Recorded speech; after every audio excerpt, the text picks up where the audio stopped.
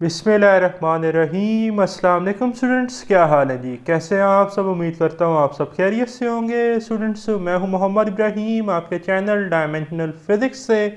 और प्यारे स्टूडेंट्स, आज हम डिस्कस करने वाले हैं class 11 physics 2025 Punjab text book board vector की बेटा जो न्यू बुक आई है जी, चैप्टर नंबर 6 बेटा आज हम डिस्कस करने जा रहे हैं हीट एंड थर्मोडायनामिक्स। और मार्क कर लें बेटा, आज का वीडियो लेक्चर हमारा इंट्रोडक्टरी बेस्ड लेक्चर है जो कि short question, MCQs as well as long question point of view से बेटा बहुत इंपॉर्टेंट है। और आज के वीडियो लेक्चर में हम एजम्पशंस ऑफ KMT यानी कि kinetic molecular theory of gases को डिस्कस करेंगे। फिर हम लिमिटेशंस देखेंगे बेटा KMT की, काइनेटिक मॉलिक्यूलर थ्योरी की। फिर हम जो है रियल गैस को कैसे आइडियल गैस बना सकते हैं, यानी कि real gas behave like an ideal gas, इसका प्रूफ करेंगे। फिर हम फाइनली देखेंगे ideal gas equation in term of Boltzmann constant. तो ये आज के हमारे कंटेंट्स हैं जी, ठीक है। ये सारे टॉपिक हमने इस वीडियो लेक्चर में कवर करने हैं। लेक्चर बड़ा ही सिंपल आसान है। सबसे पहले बात कर लेते हैं चैप्टर नेम की। What is mean by heat? बेटा heat is a form of energy that transfer from hot body towards a cold body until the both body attain the same temperature। ठीक है। और सेम टेम्परेचर जब दो body attain कर लेती हैं तो उस कंडीशन को हम कहते हैं थर्मल इक्विलिब्रियम, कि उनमें कोई हीट ट्रांसफ़र रहता नहीं है फिर। ठीक है। मैं आपको मिसाल देता हूँ। एक हॉट कप ऑफ टी है बेटा, आप इसे रूम में रखते हैं। रूम का टेम्परेचर इस वक्त कम है, हॉट कप ऑफ टी का टेम्परेचर ज़्यादा है। तो ये जो कप है ये आपका सिस्टम है, और जो रूम है उसमें आपकी एयर जो है वो सराउंडिंग है सारी की सारी। अब hot cup of T system से सराउंडिंग की तरफ बेटा हीट क्या करेगी, फ्लो करेगी, तब तक जब तक ये कप और उस रूम का टेम्परेचर सेम नहीं हो जाएगा। ठीक है। इसी तरह बेटा अगर आपके पास आइस क्यूब्स हो, आप उन्हें फ्रिज से निकाल के बाहर रखते हैं तो आइस क्यूब सिस्टम है और बाहर का जो एटमॉस्फेयर है सारा वो सराउंडिंग है। अब इस वक्त आइस क्यूब का टेम्परेचर कम है, सराउंडिंग का टेम्परेचर ज़्यादा है, तो सराउंडिंग से बेटा सिस्टम की तरफ हीट फ्लो करेगी तब तक जब तक जो है आपका सराउंडिंग का और इस आइस का टेम्परेचर एक जैसा ना हो जाए, या ये थर्मल इक्विलिब्रियम में ना आ जाए।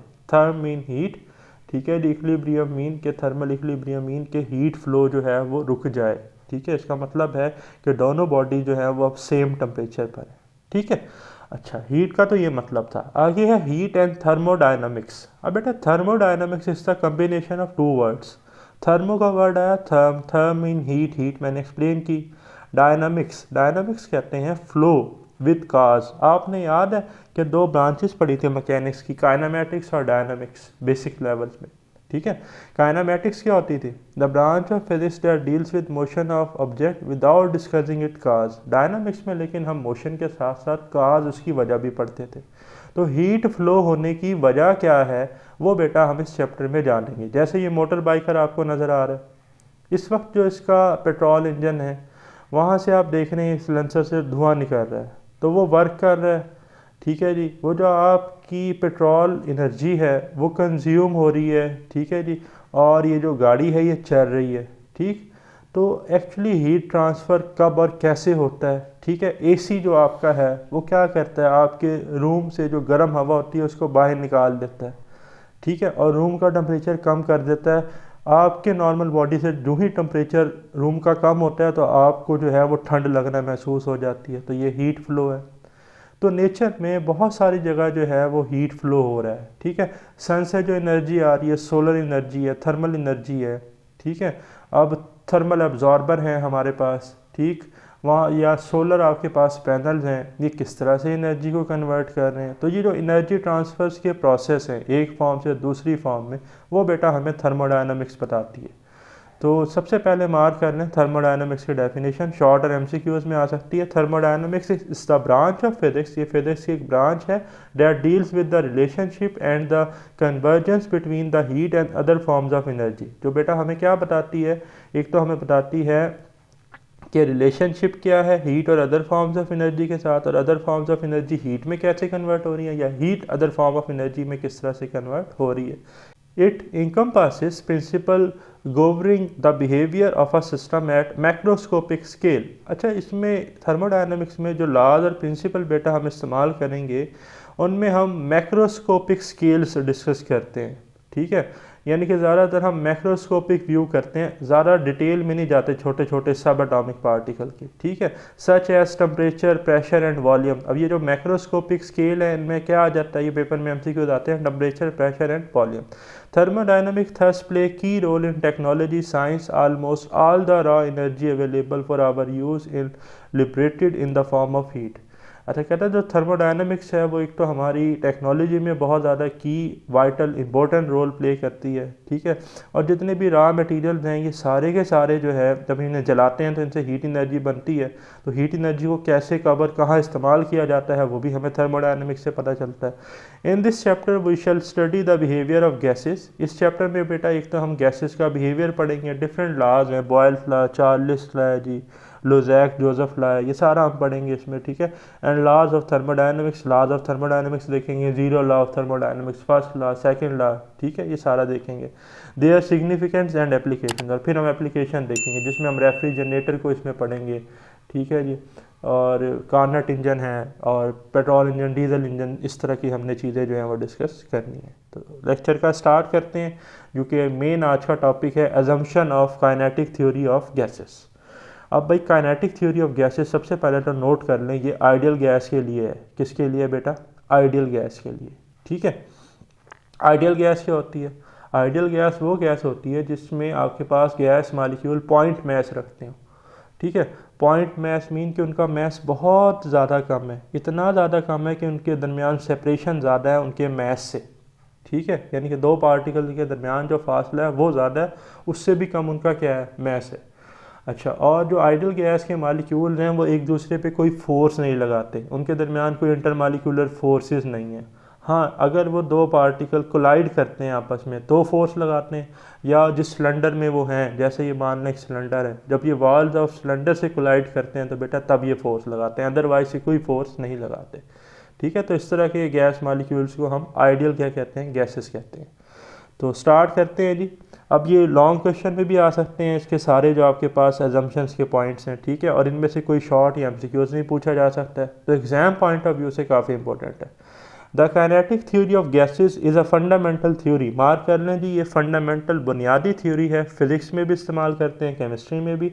In physics and chemistry that explain the behaviour of gases, जो बेटा गैसेस का बिहेवियर एक्सप्लेन करती है based on the motion of their constituents particles.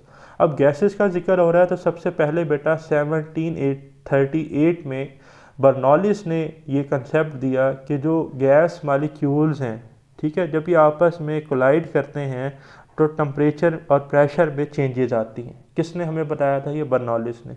फिर आफ्टर 1800 मैक्सवेल एंड बोल्ट्जमैन ने इसमें बड़ा काम किया है और इन अजम्पशंस को मॉडिफाई किया है, ठीक है। This theory provides a macroscopic understanding of gas properties, ठीक है जी। मैक्रोस्कोपिक अंडरस्टैंडिंग बताती है, ना कि इतना माइनर डिटेल में। यूँ समझ लें कि ये एक क्लासिकल मॉडल है आपके पास, ठीक है, मॉडर्न फिजिक्स से रिलेटेड नहीं है, ठीक है। Such as pressure, temperature and volume. Here are the key assumption of kinetic theory of gases. अब अजम्पशन समझनी है आपने, क्या अजम्पशन थी kinetic molecular theory of gases की? पहली थी जी, gas particle are in constant random motion. जो गैस मालिक्यूल हैं ये कॉन्स्टेंट रैंडम मोशन में होते हैं। इसका क्या मतलब है? Gas molecules are in perpetual random motion. Perpetual बेटा लिख ले मीनिंग ऊपर, कॉन्टीन्यूअल, मुसलसल। गैस मालिक्यूल जो है वो मुसलसल रैंडम मोशन में होते हैं, जैसे मक्खी हवा में या चिमनी से निकलने वाला धुआं आपने देखा है, कब पता नहीं किधर चला जाए। तो ये कंटेनर है, अब इसमें जो गैस मालिक्यूल है ये पहले इधर गया, फिर इधर चला गया, टकरा के इधर चला गया, कोई एक खास पैटर्न नहीं है, रैंडम मोशन है। They move in a straight line until they collide with either another molecule और द वॉल्स ऑफ कंटेनर। अच्छा, इनकी ना हमारे पास जो है वो ट्रांसलेटरी मोशन होती है, स्ट्रेट लाइन मोशन, तब तक जब तक एक मालिक्यूल दूसरे मालिक्यूल से कोलाइड ना करे। मान लें जहाँ मेरा कर्सर है ये एक मालिक्यूल है गैस का, ये दूसरा है, तो जब ये इससे टकराएगा तो उससे पहले आप ये देख रहे हैं ये एक स्ट्रेट लाइन है। यहाँ से देखें, ये जब तक वॉल से नहीं टकराए ये पूरी एक स्ट्रेट लाइन है। तो जब तक एक मालिक्यूल दूसरे मालिक्यूल से नहीं टकराएगा तब तक वो स्ट्रेट रहेगा, उसके बाद वो रैंडम मोशन परफॉर्म करेगा, ठीक है। सेकंड है जी, negligible volume of gas particle. Gas particles जो है इनका वॉल्यूम क्या है बेटा, निग्लिजिबल। निग्लिजिबल कहते हैं बहुत ही कम। ये जो कंटेनर है ना, इसमें तो बहुत सारे क्या हैं, गैस मालिक्यूल्स। कंटेनर का फिर भी कुछ ना कुछ वॉल्यूम है, बट ये as compare to the container, जो एक सिंगल गैस मालिक्यूल का वॉल्यूम है वो ना होने के बराबर है। फॉर एग्जांपल ये जो कंटेनर है इसका वॉल्यूम है आपके पास 1000, ठीक है जी, 1000 सेंटीमीटर क्यूब फॉर एग्जांपल, ठीक है। और जो एक गैस मालिक्यूल है उसका है 1 सेंटीमीटर क्यूब। तो 1000 वैल्यू बड़ी है या एक, आप कहें 1000 तो बहुत बड़ी है, एक तो ना होने के बराबर है, ठीक है। तो यही बात लिखता है, the volume of the individual gas molecule is negligible compare to the total volume of the gas. जो टोटल गैस है इस कंटेनर में उसका वॉल्यूम तो 1000 था, जबकि एक जो आपके पास गैस मालिक्यूल है उसका 1 है। तो 1 तो ना होने के बराबर है, तो उसे हम नज़रअंदाज कर देते हैं, निगलेक्ट कर देते हैं। This means that particles are considered point mass, इसलिए हम कहते हैं पॉइंट मैस, ठीक है। एक तो उनका मैस ना होने के बराबर है, दूसरा उनका वॉल्यूम भी ना होने के बराबर है, विद नो सिग्निफिकेंट वॉल्यूम, ठीक है।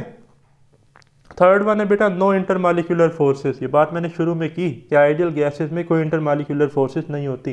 देयर आर नो अट्रैक्टिव और repulsive forces between the gas molecules, ठीक है। आइडियल गैस में रिपल्सिव और अट्रैक्टिव फोर्सेस नहीं होती। इसी वजह से आइडियल गैस में जो एनर्जी होती है बेटा वो टोटल एनर्जी, काइनेटिक एनर्जी होती है, पोटेंशियल एनर्जी नहीं होती, क्योंकि कोई अट्रैक्टिव और रिपल्सिव फोर्सेस है ही नहीं, तो पोटेंशियल एनर्जी ज़ीरो होती है, ठीक है।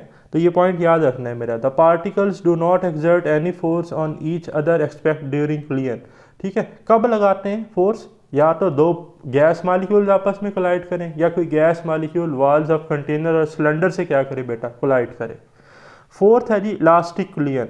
इलास्टिक कोलिजन हमने पढ़ी भी है जी, ठीक है। और हमने इलास्टिक और इनइलास्टिक कोलिजन बड़ी डिटेल में पढ़ी प्रीवियस जो हमारे चैप्टर्स थे, कि इलास्टिक कोलिजन की डेफिनेशन थी such kind of collision in which kinetic energy of a system conserved constant, बेटा जिसमें कोई काइनेटिक एनर्जी लॉस ना हो, कोई लॉसेज ना आए, वो इलास्टिक कोलिजन है। तो यही बात यहाँ लिखता है, collision between gas molecules and between molecule and walls of the container are perfectly elastic. बेटा दो गैस मालिक्यूल्स जब कोलाइड करते हैं या कोई गैस मालिक्यूल्स वॉल से कोलाइड करता है तो काइनेटिक एनर्जी में कोई लॉस नहीं आता। This means there is no net loss of the kinetic energy during collision. Collision के दरमियान काइनेटिक एनर्जी लॉस नहीं हो रही, इसका मतलब है काइनेटिक एनर्जी कंजर्व रही, जितनी बिफोर कोलिजन थी उतनी आफ्टर कोलिजन रही।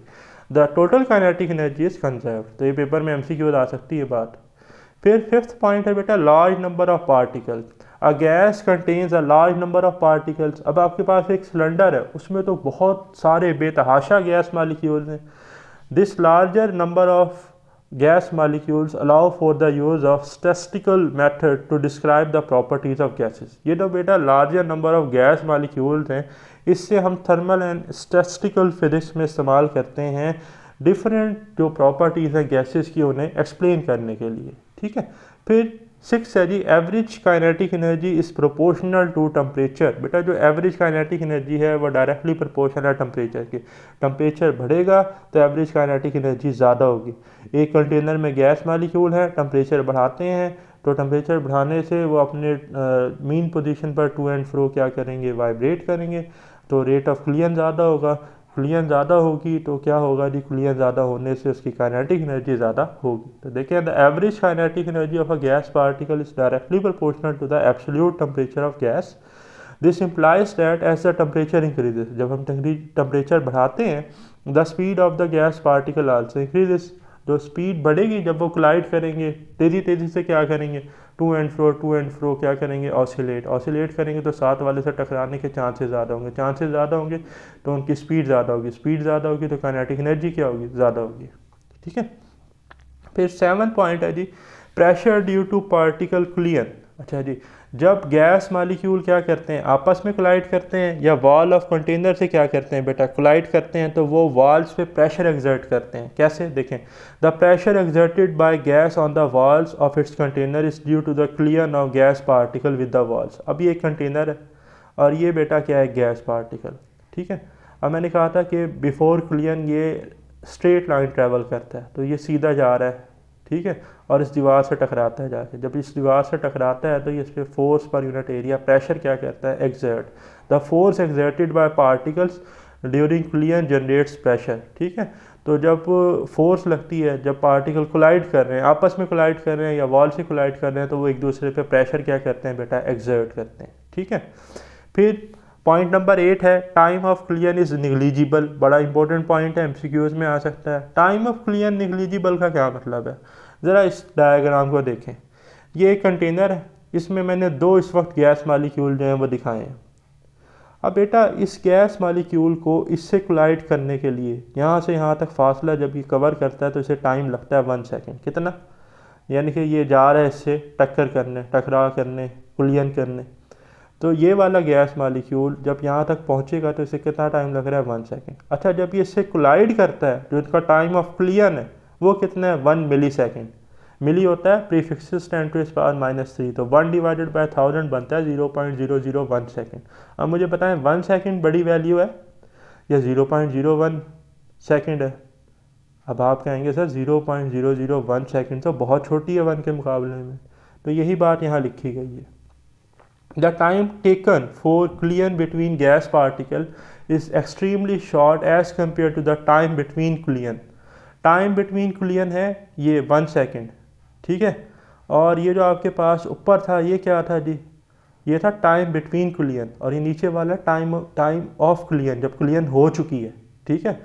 तो जो आपके पास टाइम बिटवीन क्लियन है वो ज़्यादा है, ठीक है। कि जब ये पहला गैस पार्टिकल इस गैस पार्टिकल से टकराएगा तो इसे 1 सेकेंड लगा यहाँ तक जाने में, लेकिन जब टकराया तो बड़े ही छोटे टाइम के लिए टकराया, 0.001 सेकेंड के लिए। This assumption simplifies the analysis of particle dynamics, ठीक है जी। इस एजम्पशन को इस्तेमाल करते हुए हम पार्टिकल डायनामिक्स को अच्छे से एनालाइज कर सकते हैं। अब बेटा limitations of KMT, limitations of kinetic molecular theory. अब लिमिटेशन में जो बात है ना वो है रियल गैस की, ठीक है। कि हमने तो जो अब काइनेटिक मॉलिक्यूलर थ्योरी पढ़ी है वो तो आइडियल गैस पे लगती है, लेकिन नेचर में रियल लाइफ में तो हम रियल गैसेस को पढ़ते हैं। तो अब हम रियल गैस को किस तरह से आइडियल गैस बना सकते हैं वो हमने इसमें समझना है। तो सबसे पहले देखें real gases. The assumptions of kinetic theory hold true for ideal gases. Paper में MCQ आता है, मार्क कर लें। मैंने शुरू में बताया था कि kinetic molecular theory ideal gases के लिए, but real gases exhibit deviations. Real gases में कुछ ना कुछ डेविएशन है due to intermolecular forces and finite molecular volume, especially at high pressure and low temperature. कहता है कि जब हमारे पास जो है हाई प्रेशर और लो टेम्परेचर है तो रियल गैसेस इनके दरमियान इंटरमॉलिक्यूलर फोर्सेस भी हैं और इनका फाइनाइट मॉलिक्यूलर वॉल्यूम है, इनका वॉल्यूम 0 नहीं है, ठीक है। इन summary the kinetic theory of gases provides a macroscopic view of gas behaviour. तो जो काइनेटिक थ्योरी ऑफ गैसेज है ये क्लासिकल मॉडल है जो कि एक मैक्रोस्कोपिक व्यू देता है गैस बिहेवियर का, लाइकिंग मैक्रोस्कोपिक पार्टिकल्स में लाइक प्रेशर है, टेम्परेचर है, ठीक है जी, to the motion of gas particles, and serves as the foundational concept in understanding thermodynamics and statistical mechanics, ठीक है।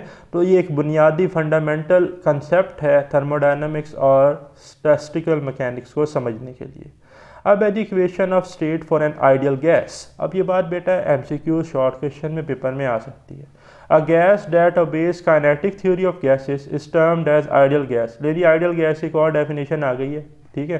क्या जी, ऐसी गैस जो काइनेटिक थ्योरी ऑफ गैसेस को ओबे करती है, उसकी अजम्पशन को, उसे हम आइडियल गैस कहते हैं। Ideal gas equation is given by, ideal gas equation होती है जी PV is equal to nRT।